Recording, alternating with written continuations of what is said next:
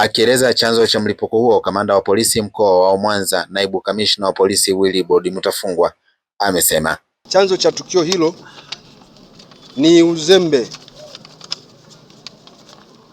katika utunzaji wa hizo baruti, kwa sababu marehemu ambaye alikuwa na kibegi ambacho inaonyesha kilikuwa na hiyo milipuko alikaa nacho karibu kabisa na jiko la mkaa lililokuwa na kahawa. Ilivyotokea joto ndipo aliyo ikajitokeza. Tunasema ni uzembe kwa sababu alipaswa kujua hizo baruti kwamba hazitakiwi kukaa karibu na kitu chenye joto kali. Katika hatua nyingine, kamanda Mutafungwa ametoa wito kwa wananchi katika mkoa wa Mwanza kutoa taarifa kwa jeshi la polisi juu ya baadhi ya wananchi wanaotumia na kumiliki vilipuzi pasipokuwa na kibali, huku akiwataka wenye viti wa mitaa kufanya ukaguzi ili kuwabaini watu wa aina hiyo na kuchukua hatua.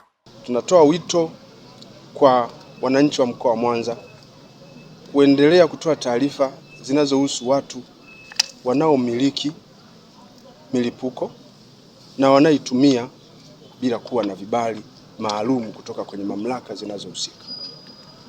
Lakini tunawaomba viongozi wa serikali za mitaa pia kufanya ufuatiliaji wa kina kuhusu mafundi hao ambao hawana utaalamu wa kutosha wa kumiliki milipuko na wameendelea kufanya kazi hizo na kujipatia vipato wakitumia milipuko ambayo hawana hata vibali vya kuimiliki. Katika sheria yetu ya baruti ya mwaka 1963 inakataza mtu yeyote kumiliki baruti bila kuwa na leseni. Bali na hapo, hawa mauti waliowapata hawa hapa hawakuwa na leseni zetu kutoka ofisi ya madini na tulikuwa tujatoa vibali vyovyote kwao. Kwa hiyo hizo baruti wamezipata kwa njia ya chuchu.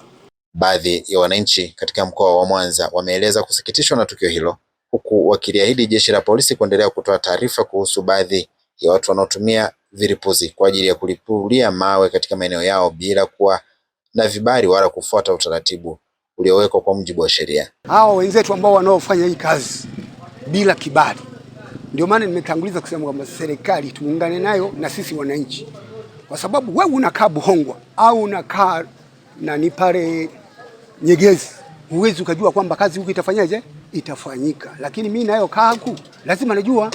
Ni kwamba mtu unaponunua kwenye eneo la mlima utatafuta vilipuzi, watu wanaolipua. Hawa watu wanaolipua wanajulikana, ni kwamba wao shughuli zao ni za kuwa wanalipua. Shughuli za ulipuaji wa mawe na miamba katika maeneo mengi ya jiji la Mwanza zimekuwa zikifanyika ili kurahisisha upatikanaji wa mawe na vifaa vya ujenzi, ambapo tahadhari inapaswa kuchukuliwa ili kuepusha madhara ambayo yamekuwa yakijitokeza kutokana na umiliki ama kutumia vilipuzi hivyo bila kuzingatia taratibu za ulipuaji.